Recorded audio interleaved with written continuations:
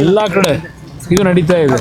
ಉತ್ತರ ಕರ್ನಾಟಕದಿಂದಲೂ ನಿನ್ನೆ ದಿನ ನಾನು ಮಾಧ್ಯಮದ ಸ್ನೇಹಿತರ ಜೊತೆ ಚರ್ಚೆ ಮಾಡಿದ ಮೇಲೆ ರಾಜ್ಯದ ಹಲವಾರು ಭಾಗದಿಂದ ನನಗೆ ಮಾಹಿತಿಗಳು ಬರ್ತಾ ಇದೆ. ಇವತ್ತು ಯಾವ ಕಾಂಗ್ರೆಸ್ ನಾಯಕರು ಸಂವಿಧಾನದ ಬುಕ್ ಇಟ್ಕೊಂಡು ಪ್ರತಿನಿತ್ಯ ಕತೆ ಹೇಳ್ತಾರೆ, ಆ ಕಾಂಗ್ರೆಸ್ ಅಧ್ಯಕ್ಷರು ಯಾರು ಈಗ ಹೊಸ್ದಾಗವರಲ್ಲ, ಏನು ನಡೀತಿದೆ ಅನ್ನೋದನ್ನ ಒಂದು ಸ್ವಲ್ಪ ಗಮನ ಇಟ್ಟು ಮಾತಾಡಬೇಕಾದ್ರೆ, ಪ್ರಿಯಾಂಕಾ ಖರ್ಗೆ ಅವರು ಗೃಹ ಸಚಿವರಲ್ವೇ, ಇವರೆಲ್ಲ ಮಾತನಾಡಬೇಕಾದ್ರೆ ಅಲ್ಲೇನು ಚರ್ಚೆ ಮಾಡ್ತಾರೆ, ಕೇಂದ್ರ ಸರ್ಕಾರ ಹಾಗೆ ಮಾಡ್ತು ಹೀಗೆ ಮಾಡ್ತು ಅಂತ. ನೀವಿಲ್ಲಿ ಮಾಡ್ತಿರೋದೇನು? ನೀವು ಮಾಡ್ತಿರೋ ಕೆಲಸ ಇಡೀ ರಾಜ್ಯದಲ್ಲಿ ಅಕ್ರಮ ಮತದಾರರನ್ನ ಇವತ್ತು ಮತಪಟ್ಟಿಯಲ್ಲಿ ಸೇರಿಸ್ತಕ್ಕಂಥದ್ದಕ್ಕೆ ಅಧಿಕಾರಿಗಳನ್ನು ದುರುಪಯೋಗ ಪಡಿಸ್ಕೊಂಡು ನಡೆಸ್ತಾ ಇದ್ದೀರಿ. ಇವತ್ತು ಹಲವಾರು ಮಾಹಿತಿಗಳು ನನಗೆ ಬಂದಿದೆ. ಬೆಂಗಳೂರಿನಲ್ಲೂ ಇವತ್ತು ಪ್ರೆಸ್ ಮೀಟ್ ಮಾಡ್ತಿದ್ದೆಲ್ಲ ಹೇಳ್ತಾ ಇದ್ದೇನೆ. ಇವತ್ತು ಈ ಸರ್ಕಾರ ಲಜ್ಜೆಗೆಟ್ಟ ಸರ್ಕಾರ. ಇದು ವೇದಿಕೆ ಮೇಲೆ ಹೇಳೋದೊಂದು, ಕಾರ್ಯರೂಪದಲ್ಲಿ ಮಾಡ್ತಕ್ಕಂಥದ್ದೊಂದು ಈ ಸರ್ಕಾರದ ನಡವಳಿಕೆ ಇದೆ.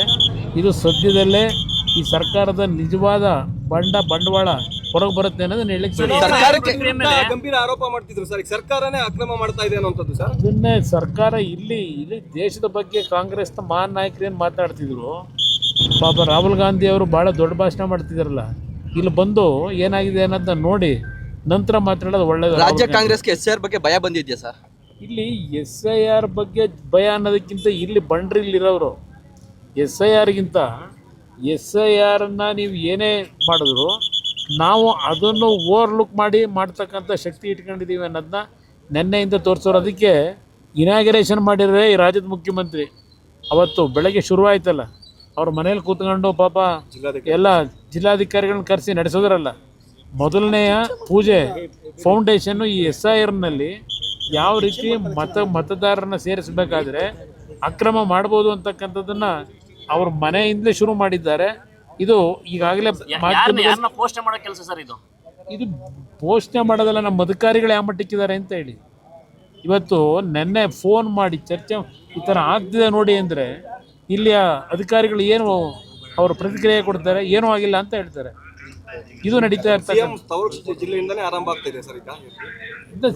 ಮನೆಯಿಂದ ಶುರುವಾಗಿದೆ. ತವರು ಜಿಲ್ಲೆ ಇರಲಿ, ಮನೆ ಇರಲಿ, ಅಲ್ಲಿ ಬೆಂಗಳೂರು ಮನೆಯಲ್ಲೇ ಕೂತ್ಕೊಂಡು ಮಾಡಿದ್ರಲ್ಲ, ಯಾವ ರೀತಿ ನಡೆಸಬೇಕು ಅನ್ನೋದನ್ನ ಇಲ್ಲಿ ಇದನ್ನೇ ಪ್ರಾಕ್ಟೀಸ್ ಮಾಡ್ತಾರೆ. ಮನೆಗಳಿಗೆ ಹೋಗಬೇಕು, ಅಲ್ಲಿ ಫಾರ್ಮ್ ಕೊಡಬೇಕು, ಇಸ್ಕೊಬೇಕು ಸರ್. ಈ ರೀತಿ ಅಷ್ಟು ಜನ ಕರೆಸಿ ಯಾಕೆ ಮಾಡ್ತೀರಾ ಅಂತ ಅನಿಸ್ತಿದೆ ಸರ್. ಈಗ ಇವ್ರು ಮಾಡ್ತಿರೋ ಉದ್ದೇಶವೇ ಹಲವಾರು ಭಾಗದಲ್ಲಿ ನಗರ ಪ್ರದೇಶಗಳಲ್ಲಿ, ಈವನ್ ಕೆಲವು ಹಳ್ಳಿಗಳಲ್ಲಿ ಇವತ್ತು ಅವ್ರು ಮಾಡ್ತಾ ಇರ್ತಕ್ಕಂಥದ್ದು ಮತದಾರರ ಸಂಖ್ಯೆಯನ್ನು ಜಾಸ್ತಿ ಮಾಡ್ಕೊಳ್ಳಿಕ್ಕೆ, ಒಂದು ಅಕ್ರಮ ಮತಗಳನ್ನ ಮಾಡೋದ್ರಿಂದ ಇವತ್ತು ರಾಜ್ಯದಲ್ಲಿ ಪುನಃ ಗೆಲ್ಲಬಹುದು ಅಂತಕ್ಕಂಥದ್ದು.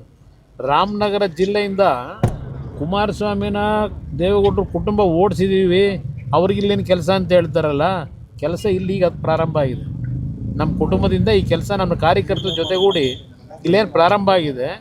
ಪುನಃ ನಾನು ನೆನ್ನೆನೇ ಹೇಳಿದ್ದೆ ಚಕ್ರ ಸುತ್ತುತ್ತೆ ಅಂತ ಹೇಳಿ. ಅವ್ರಿಗೆ ಹೇಳ್ತೀನಿ, ರಾಮನಗರದಿಂದ ನಮ್ಮನ್ನು ಎಲ್ಲೂ ಕಳ್ಸೋಕ್ಕಾಗಲ್ಲ. ನನ್ನ ಭೂಮಿ ಇರೋದು ಇಲ್ಲೇ, ಓಟಿರೋದು ರಾಮನಗರ ಜಿಲ್ಲೆನಲ್ಲೇ. ಇವ್ರು ಹುಟ್ಟಿರಬೋದು, ನಾನು ಇಲ್ಲಿ ಹುಟ್ಟದೇ ಇರ್ಬೋದು, ಆದರೆ ಇಲ್ಲಿ ನಾನು ಒಂದು ರಾಜಕಾರಣದಲ್ಲಿ ಬಂದ ನಂತರ ರಾಜಕೀಯವಾಗಿ ಜನ್ಮ ಕೊಟ್ಟಂಥ ಜಿಲ್ಲೆ ಇದು ನನಗೆ. ಅವರಿಗೆ ತಂದೆ ತಾಯಿ ಜನ್ಮ ಕೊಟ್ಟಿರ್ಬೋದು, ರಾಜಕೀಯವಾಗಿ ಜನ್ಮ ಕೊಟ್ಟಿರ್ತಕ್ಕಂಥ ಜಿಲ್ಲೆ ಇದು ನನಗೆ. ಇವರು ಬಂಡವಾಳ ತೆಗಿಬೇಕು ಅಂತಲೇ ಇನ್ನೂ ಬದುಕಿದ್ವಿ. ಕೇಂದ್ರ ಚುನಾವಣಾ ಆಯೋಗಕ್ಕೆ ದೂರನ್ನು ಕೊಡ್ತೀರಾ? ಕೇಂದ್ರದ ಚುನಾವಣಾ ಆಯೋಗಕ್ಕೂ ಕೊಡ್ತೀವಿ. ಇಲ್ಲಿ ರಾಜ್ಯದ ಚುನಾವಣಾ ಆಯೋಗಕ್ಕೆ ಮಧ್ಯಾಹ್ನ 3 ಗಂಟೆಗೆ ಸಮಯ ಕೇಳಿದ್ದಾರೆ.